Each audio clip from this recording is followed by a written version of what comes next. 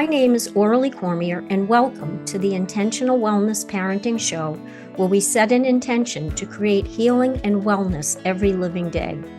Let me ask you, have you felt sometimes that life is just hard? Wonder if I told you that our life is actually meant for joy, fun, and good health. Of course, it doesn't just happen, but the first step to getting there is to believe that good health is possible and to envision what you would love. From there, we can choose the simple health habits that give our minds, bodies, and spirits the nourishment it needs to work well. Over 2 million people in the U.S. will be diagnosed with cancer this year. Between 600,000 and 1 million are preventable. Our genes are not our destiny, yet our epigenetics can be affected by environmental factors. Therefore, the best time to make a difference is now. So let's dive right in. To take this beautiful journey with the most incredible Aurelie. I want to tell you all, I'm going to say something really quickly, and then I'm just going to turn the show over. We as a network prioritize things. And thanks to people like Aurelie, and especially the series she's doing, it has enabled us to shift our priorities in our channel launch. Our health and wellness channel was probably going to be a little bit further out. It's not anymore. Why? Because there's too much information for you to share today and to learn breast cancer, diet, exercise, and the 4-point plan. Why? Because with this information, Aurelie, with this information, with the work you do, both preventative and in the moment work, we can stop this and we can prevent it, right? Yes. Yeah, I'm so glad that you said that, Dr. Pat, because one of the things that is so important, where October is Breast Cancer Awareness Month, I think one of the things that has been known is that obviously women in the United States, this is the leading cause of cancer for them, but the rates have been going up since World War II, and we're not sure about why that is. We have some thoughts. But I think for women that have a personal or a family history of breast cancer, it can bring a lot of anxiety. And one of the things I want women to know is we have more control over our health than we realize. And to kind of set the example for that, I had worked with a family one time. There were 7 sisters. They were all tested for the BRCA gene. They all had the BRCA gene. 4 of the sisters developed breast cancer, 3 did not. And with my brain and my thinking, I'm always trying to figure out, well, how did these women prevent themselves from getting breast cancer? What were the differences in the 7 sisters that 3 didn't get it? And so over the years, with the example of so many of my patients, I've pulled some of that information. Now, I don't know everything about breast cancer. The healthcare community doesn't either. But one thing we do know is that our genes are not our destiny. And the other thing we know about breast cancer is teen girls who are involved in team sports have lower rates of breast cancer throughout their entire life. Isn't that exciting? Yes, it is. And, and you're right, we're learning every day. But if we could just reflect on some of the things you're sharing, we can really have a light bulb go on and say, wow, really? Teens, girls that participate in sports. Now, we may take another decade to figure out the big why, but the point is, if that's really the case, then why not do more of that? Right. And so as moms, we can help our teenage girls to figure out what is it that they might have an interest in, that then they develop a passion for. And for some, it may be tennis. For others, it may be soccer. For like my daughter, she loved cross country. And one of the things that her coach helped her with in high school was they should all be eating a really healthy diet because it would help them perform better. And these things that, the high-end professionals like Tom Brady, Ali Raisman have been promoting is that in order to be a top athlete, you want to be fueling your body with really healthy foods, and they tend to eat more vegetarian, plant-based diets to keep their bodies in tip-top shape. Yeah. You know what I love about this? I was What? talking to somebody yesterday, and I want to go to your point and then have you really roll on. We have, as women, have had to overcome a few of these myths. Yep. One of them was you can't lose weight if you don't do aerobics. And what that was saying to us is, well, muscle building's great. We now know something very important about building muscle, that it does so much more. So today, what you're walking us through is tools, tips, research, but we have to be willing to change her perspective, right?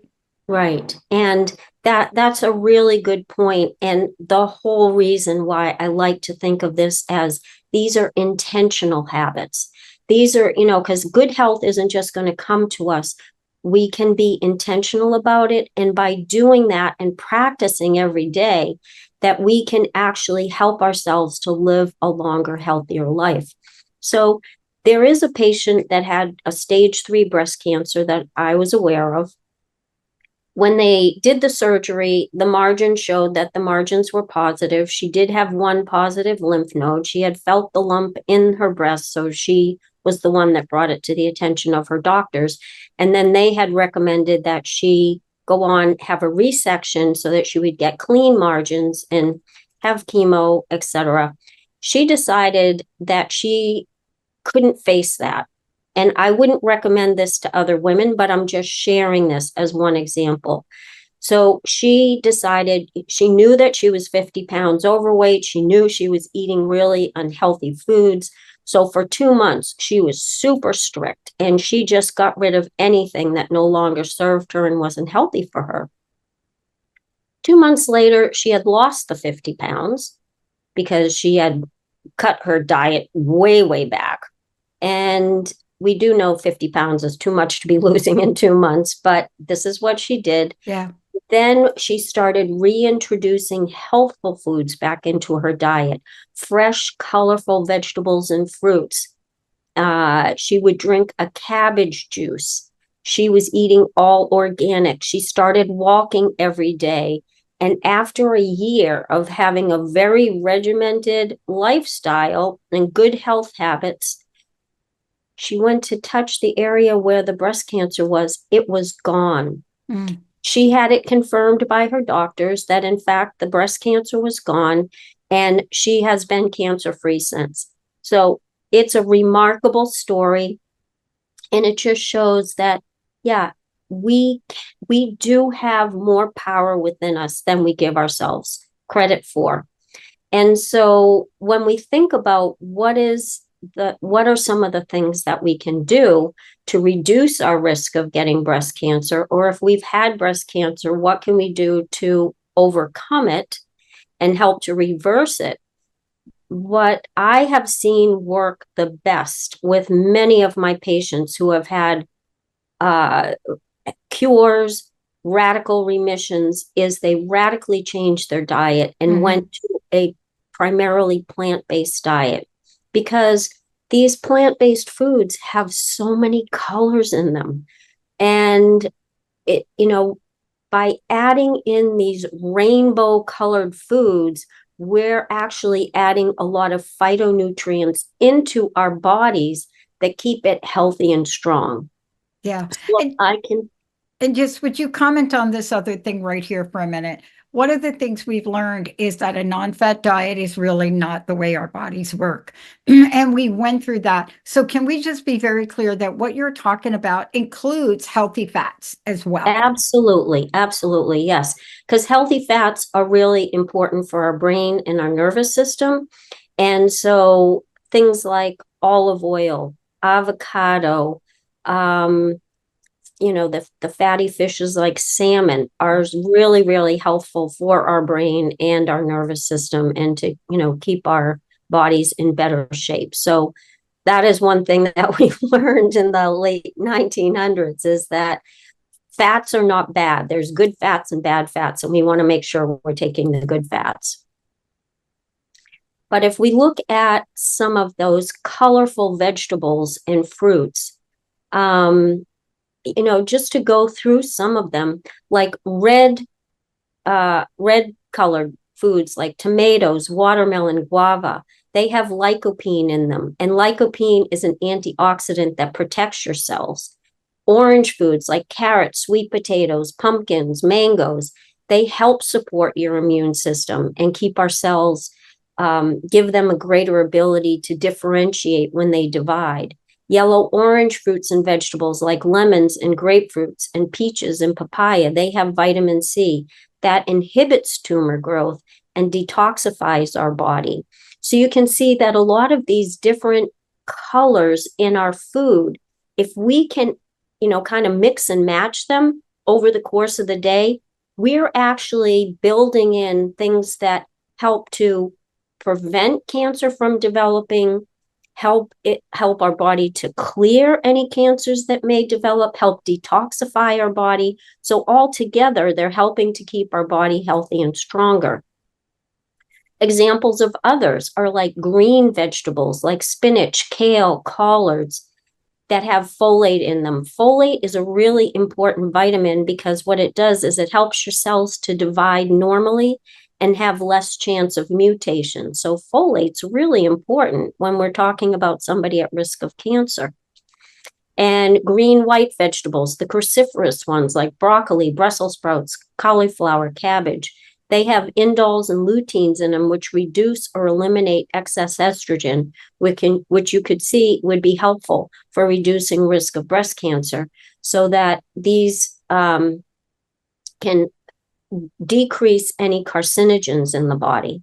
Yeah. One of the things I want you to address is we went through a period of time and it was hard for me because I love miso soup and I love to make soup with tofu. I mean, give me a big bowl of miso, mostly with seaweed in it, right? Yep.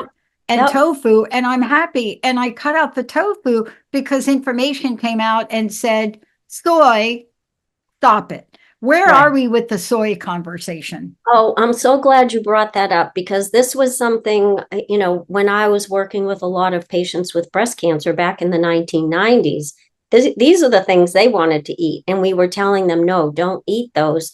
Stay away from soy because it may be stimulating, breast cancer or may stimulate the reoccurrence of your breast cancer. So a lot of studies came out, and actually, especially on the Asian cultures where they eat a lot of soy products. Yeah. And what we found is that soy can actually reduce your risk of developing breast cancer, as well as help your body to heal once you do have breast cancer. So just like you were mentioning, tofu, tempeh, soy milk, miso soup. Miso soup is one of my favorite soups also. It is Yeah. so tasty and delicious, and you're just nourishing your body with good Yeah. phytochemicals that help to keep those estrogens in balance so that you have a reduced risk of breast cancer. So that's Yeah. it. Keep eating your miso soup. Yeah, and I just want to say we mentioned this at the top, and I want to be very clear. I am one of these people that does believe in organic foods. I really do. And Yep. we can have a whole nother show how I got to that place. But we're talking now you can get organic miso. You can, there's so many things that you can get now which have made things for you very clean. But these are Yes. the things, if people love what they're eating or what they're putting in their body or what they're doing to exercise, they're going to do more of it. Right. Yes. So, and I'm glad you brought that up too, because in terms of organic, sometimes people say, oh, organic, it's way too expensive. I can't afford that. But the other thing to think about is there are different places where you can get your organic foods. They're Mhm. not all super expensive. Sometimes you can get regular food and you add it up, it's actually more expensive. But the other thing to keep in mind, and I tell this to people all the time, you either pay on the front end or you pay on the back end. So if you eat organic, we do know when they have switched people, and including children, to organic foods for 1 week, they retest the amount of chemicals in their bloodstream. It is lower. The pesticides, the chemicals Yeah. are lower in their bloodstream even after 1 week of eating organic food. So it does make a difference. I'm glad you And mentioned that. I'm glad yeah, you brought that up. yeah. And so it is helpful if you can eat organic foods as much as possible. Now, there are some, and if you go to Environmental Working Group, EWG, they actually have a list of fruits or vegetables that you don't have to eat organic Yeah. because they tend to have a hard skin on them that protects them. And then others like strawberries. If you're going to eat a strawberry, you want to make sure it's Yeah. organic. Yeah. Yeah. Let's just go for a minute on what you shouldn't eat. Now, look, you and I both know how this works. I have, man, I've got the honor. I'm so blessed to be surrounded by so many people. I am not a great vitamin C person, so I have to get in the chair and get a Myers or an IV of vitamin Mhm. C because I'm not the greatest. But what should we avoid? That's what we need to talk to now. Yeah, and that is another really important thing. I'm glad you brought that up Mhm. because since the 1970s, as I said, we've seen the cancer rates rise, especially in children.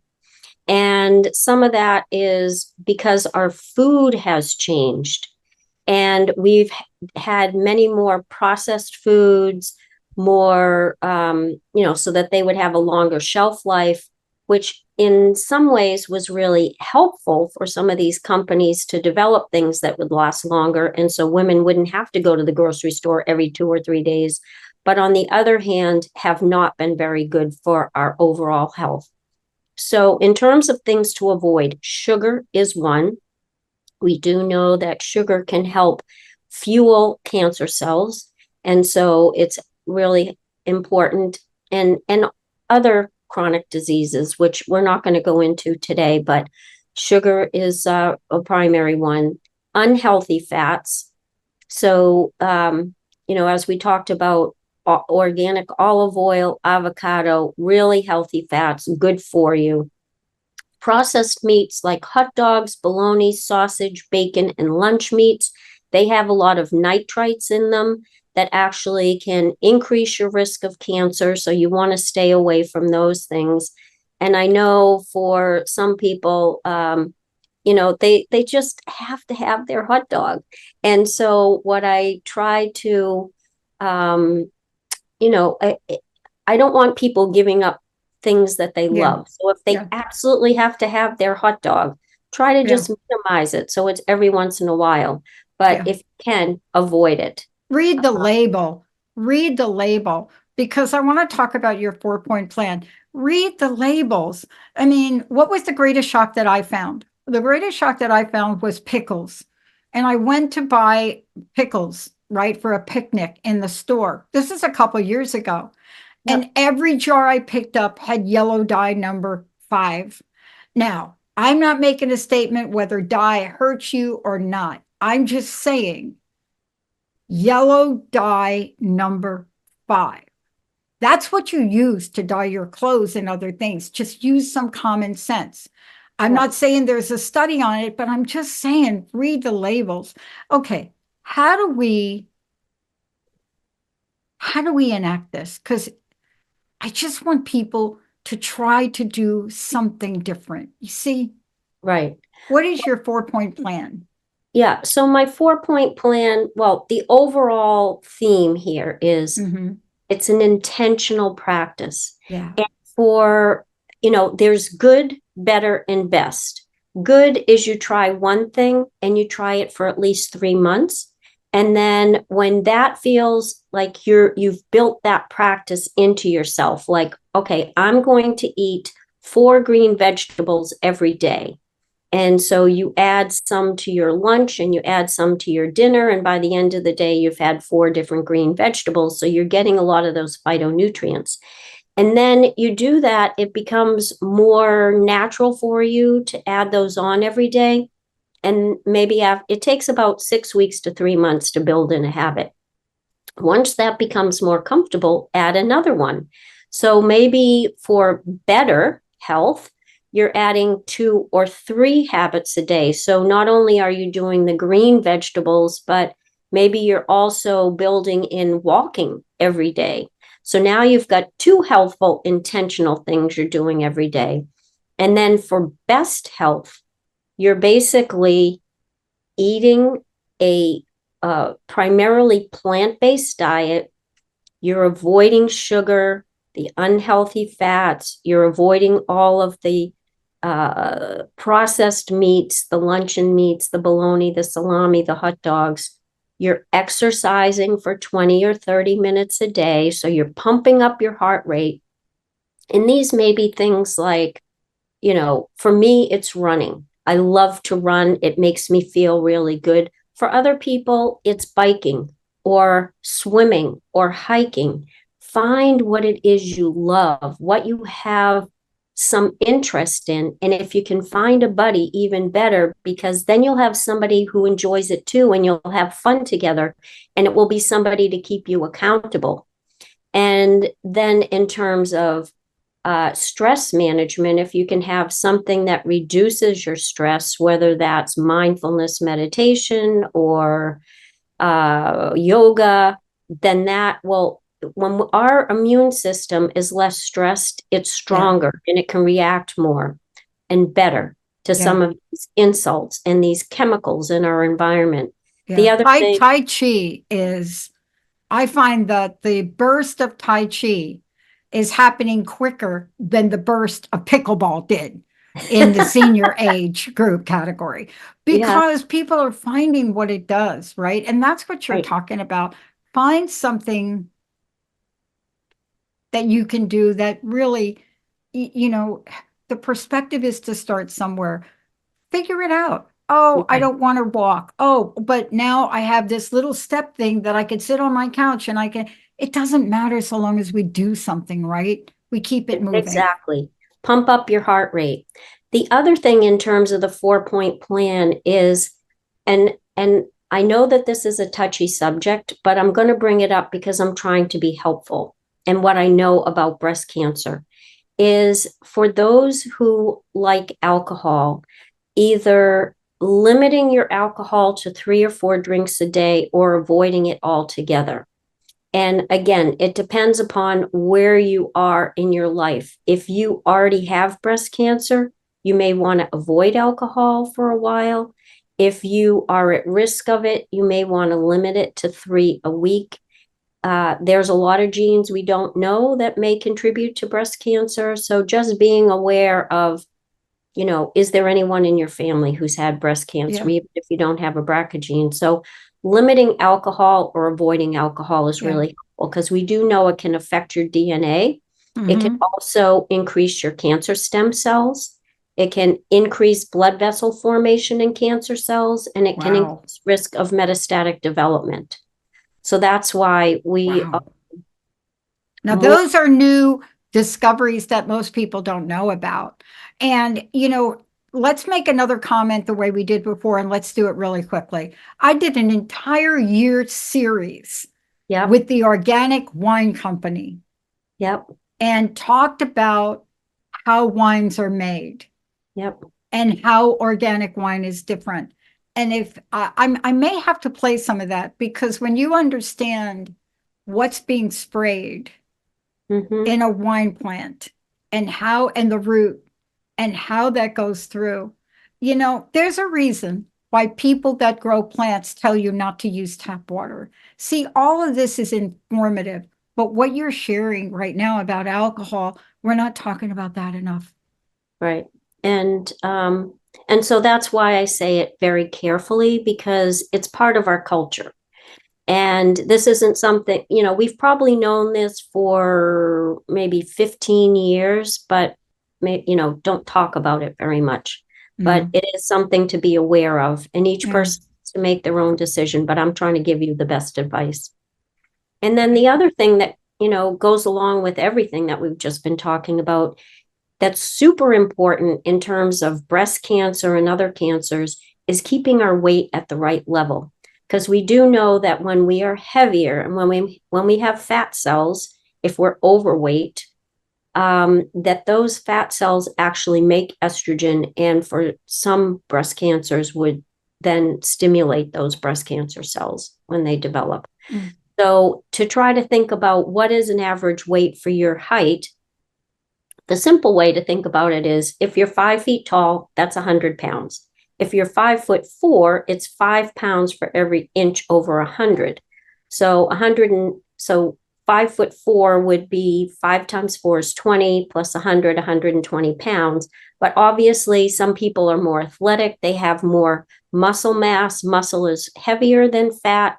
So, and then other people like bone structure. My bones are thin. So my body is going to be lighter. Other people will have heavy bones. And that's actually good if you have heavy bones because it's harder to break and you're less prone to osteoporosis, but you will be heavier. So we always give a range. If you're 5'4", anywhere between about 110 and 140 would be normal, average weight. That would reduce your risk of breast cancer or other cancers like colon cancer. And so just, and if you want to really know, we want to keep our BMI less than 25. So if you just do a Google search and put in BMI, body mass index, it'll bring you to the National Institute of Health website. There'll be a calculator. You put in your height in inches, you put in your weight in pounds, you press the button, and it'll tell you what your BMI is. And you just want to make sure it's less than 25. Wow. Aurelie, thank you. This was jam-packed. Also, can we let people know, one, how did they find out more about you? And, you're bringing this information to us that's based on research, it's based on experience, It's based on epigenetics, it's based on the science of what you do to help people in real life. So how do we find out more about you, and how do we find out how to work with you? Yes. So you can go to my website. It's aureliecormier.com. I believe the link will be in the on your Transformation Talk radio page, and they can go to the website under Work With Me. They will see a series of questions, and you can make a request to have a consult or, to ask a question. I'd be happy to help you. I'm also going to be doing, in November 7th, I'm going to be doing a program on the environment and how we can reduce the chemicals in our environment, because this is another thing that is important with breast cancer. Chemicals in our home, work, play, and yard. So those are things that... it's exciting. It's good. Yeah. Yeah. And those are the things we didn't really talk about in depth. And how do they find out more about that on your website, right? Yes. They can look at my website and get the information. Aurelie, thank you so much for today. This was so very, very good. And thank you for doing that upcoming event on the environment. It's more important than we even know. Thank you so much for everything. Okay, thank you. You have a blessed day. Thank you, everybody, for tuning us in. And please, out of everything we've shared today, here's what I want to say to you. Pick 3 things, just 3. Out of everything pick 3 things. One is going to be about the food. The second one is going to be about the body. And the third one, I want you to pick about your stress reduction. Aurelie has covered it all. If you can just start, I guarantee you will feel the difference. We'll see you next time. You've been listening to the Intentional Wellness Parenting Show with Aurelie Cormier and Dr. Pat, where we set an intention to create healing and wellness every living day. Tune into Transformation Talk Radio every third Tuesday of each month at 11:30 a.m. Pacific and 2:30 p.m. Eastern Time for more guidance and support. Beyond this, I offer workshops to focus on your good health while reducing risk of disease, especially cancer, so you can do more of what you love and spend less time being sick. What I know for sure is that this is especially beneficial for couples who are pregnant, have young children, or teens, as you will give yourself and kids the greatest chance of living a longer, healthier life. So please join us at the Intentional Wellness Parenting Show. For more information, visit aureliecormier.com.